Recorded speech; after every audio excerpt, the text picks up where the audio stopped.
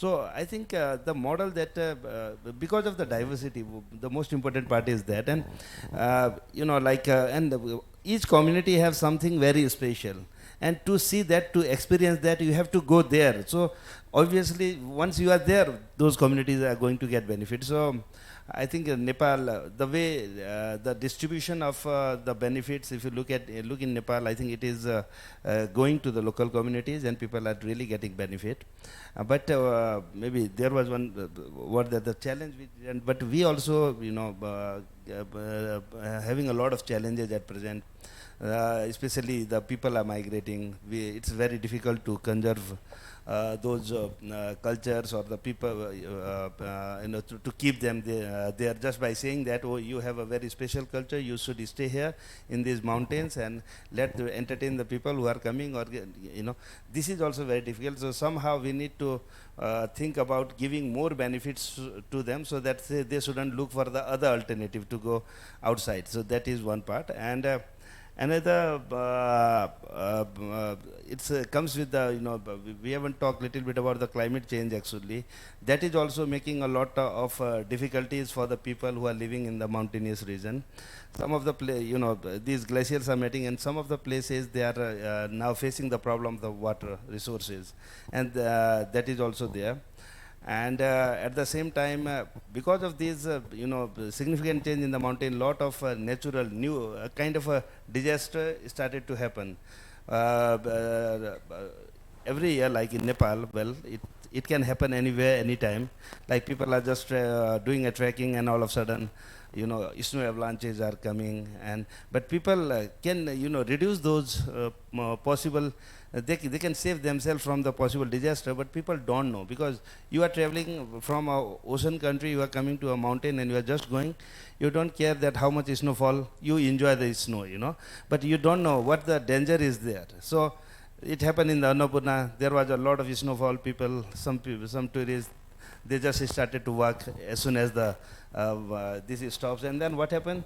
The avalanche came. Whereas the local people said, please don't go ahead, because after the snowfall, the avalanches, the chances of avalanches are high. But they didn't listen. So I think there are so much big challenges also comes.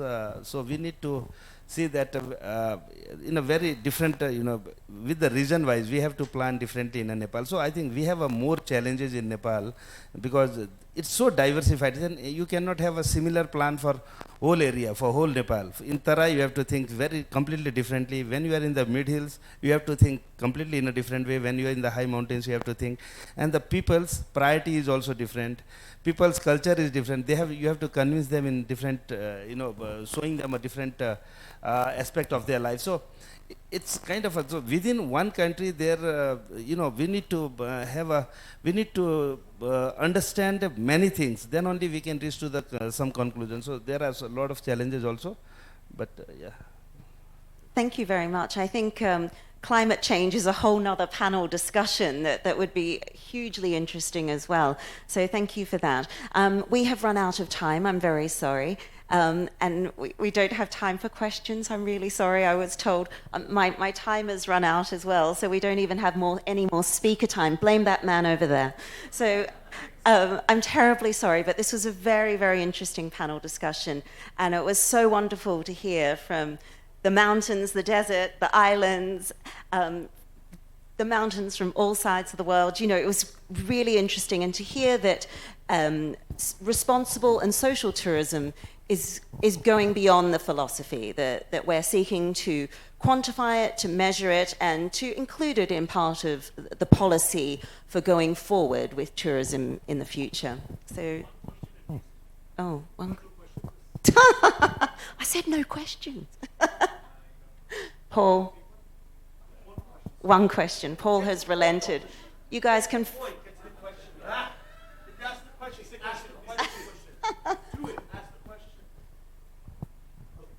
Thank you very much, Sanjeet from India. It's for all four of you. There's two parts which are of the question. When we talk about responsible tourism in your country, in our own country, we're very responsible citizens and all that. When we're traveling abroad for tourism, then we are not. Now, where do you guys draw the line on that?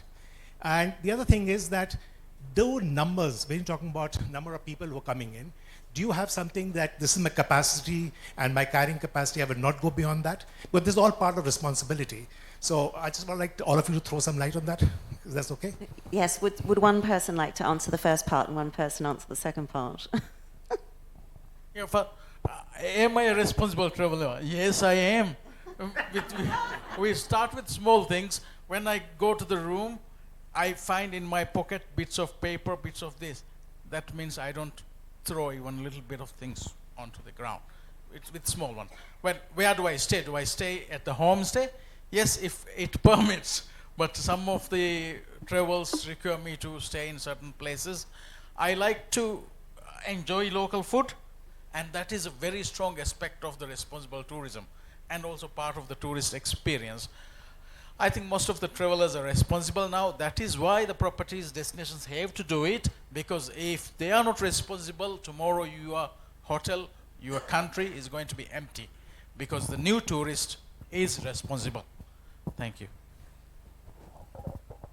Yeah, well, about the carrying capacity, always, because one news all the time it comes like, oh, Nepal is permitting more than its carrying capacity in the mountainous region. Sometimes like, but it happened mostly in case of the Everest climbing or some mountain climbing. It simply because you are spending there, you are going there in a month, and you are spending like 2 months in a base camp, and you finally you find a very clear weather window when you have to reach the summit, and everybody try to do at the same time, and the one picture comes or 1-2 pictures somebody take, and this make it a global news saying that, oh, so much crowd in Everest region or here and there. So I think there is always a carrying capacity is also, then it become a kind of a topic of debate in Nepal. Then are we really permitting more than what we really can much more than the carrying capacity of that area?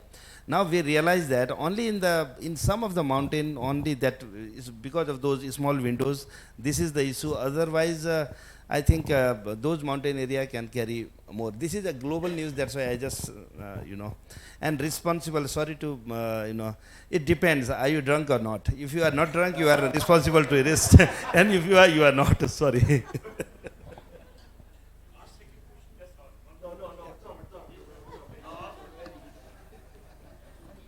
Thank you very much. I won't say any more. So we can all go to lunch. Thank you very much. Thank you to all. Oh, not lunch. We're not doing lunch. Sorry. What are we doing? Big round of applause for our panel. Thank you very much. Big round of applause for our panelists and our moderator. Thank you so much.